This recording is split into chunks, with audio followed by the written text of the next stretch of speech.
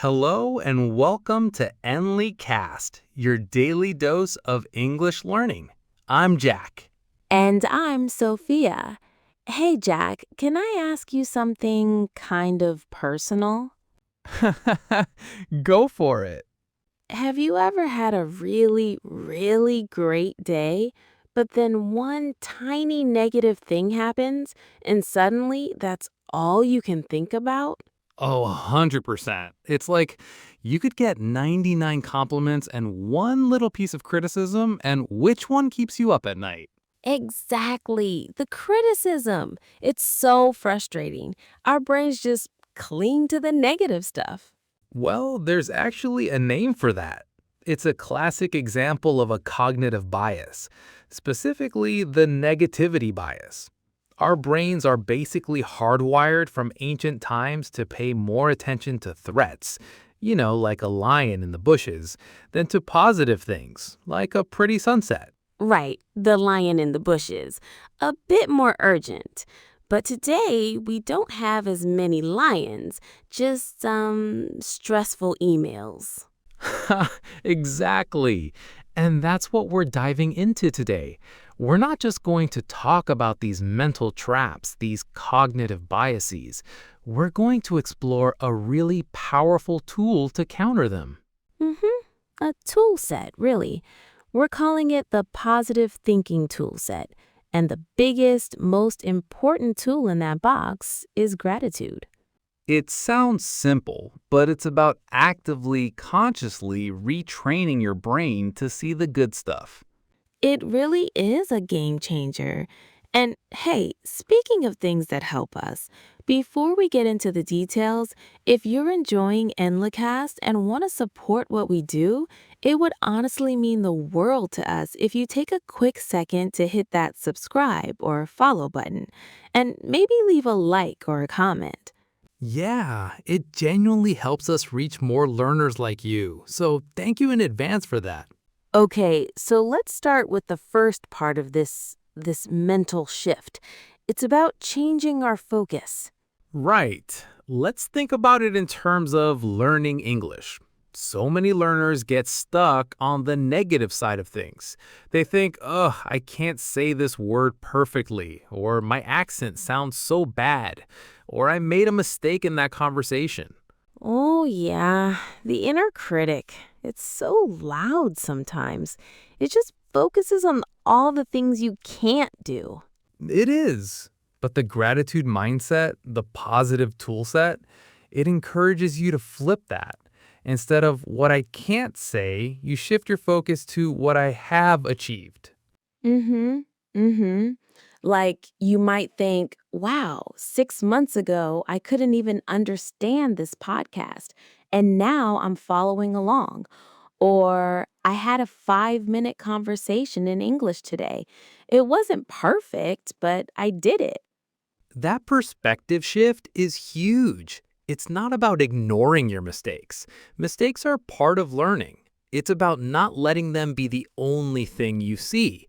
It's about celebrating the progress, no matter how small. Totally.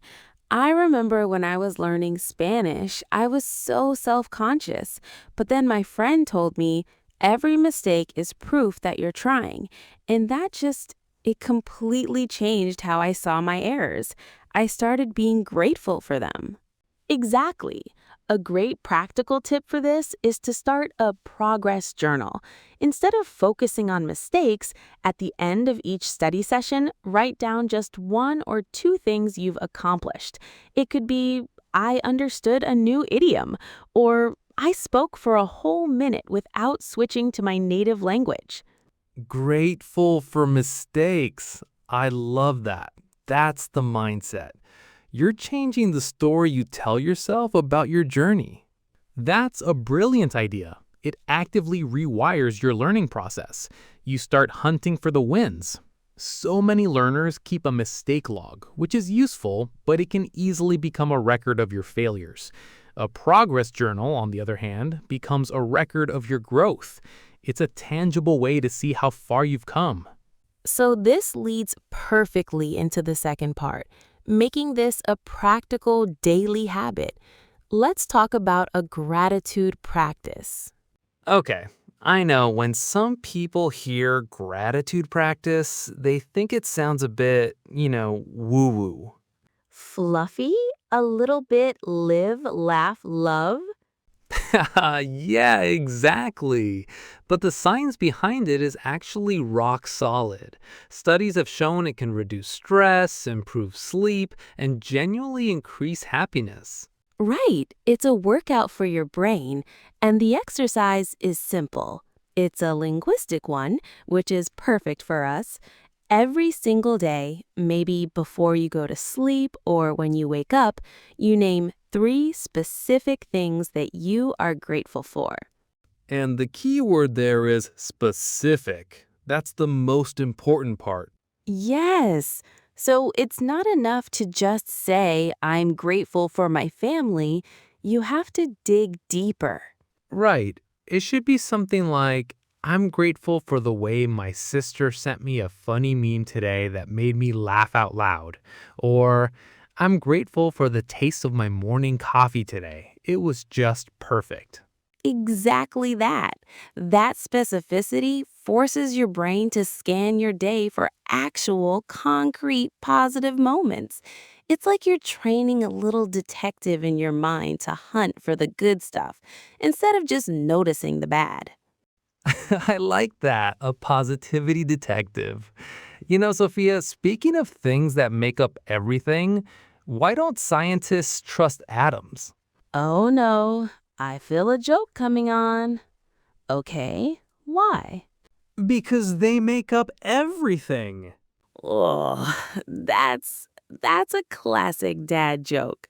But I will admit, I am now grateful for that little moment of silliness. See? It works. It does, and that actually brings us perfectly to our third point, how we can use specific English phrasal verbs to talk about and reinforce these positive feelings. Ooh, I love this, making it super practical for our listeners. Okay, what's the first one? The first phrasal verb is to lift up, L-I-F-T, up. When something lifts you up, it makes you feel happier, more hopeful. It boosts your mood. Right, so you could say, thinking about 3 good things from my day really helped to lift me up after I was feeling a bit down. It gives you that sense of buoyancy, lightness.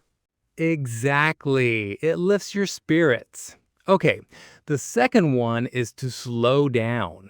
A very important one. We're always rushing, always thinking about the next thing. Mm-hmm. But the act of looking for things to be grateful for forces you to slow down, to pause and appreciate the present moment. You can't be grateful for the taste of your coffee if you drink it in 10 seconds while checking emails. So true.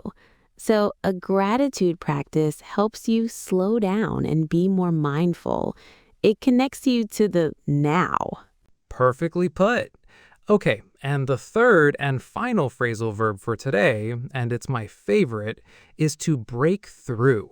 Ooh, that sounds powerful. It is. Think about that loop of negative thoughts we talked about at the beginning, that cognitive bias. It can feel like a wall you can't get past.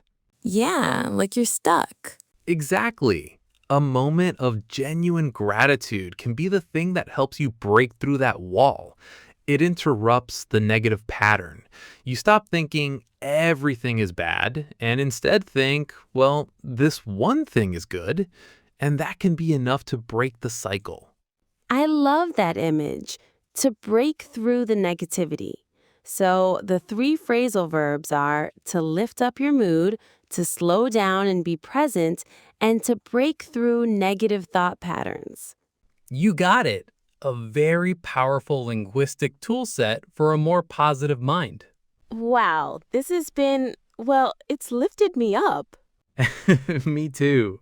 So, to summarize everything for our listeners, we all have a natural negativity bias. Our brains love to focus on problems. But we can fight back. We can consciously shift our focus from our failures to our achievements. especially in our language learning journey. And we can build a practical habit by naming 3 specific things we're grateful for each day. And finally, we can use powerful phrasal verbs like lift up, slow down, and break through to describe and strengthen this positive mindset. Which brings us to our question for you, our amazing listeners. Yes, we would genuinely love to hear from you. Head down to the comment section and tell us, what's one specific thing you're grateful for today, and how does it change your perspective? Reading your comments really does lift us up, so please don't be shy. And of course, if this conversation was helpful, please do give it a like and subscribe to Enlycast for more episodes. It really helps us out. Thanks so much for tuning in. Keep learning, keep growing, and we'll chat with you in the next one. Bye, everyone.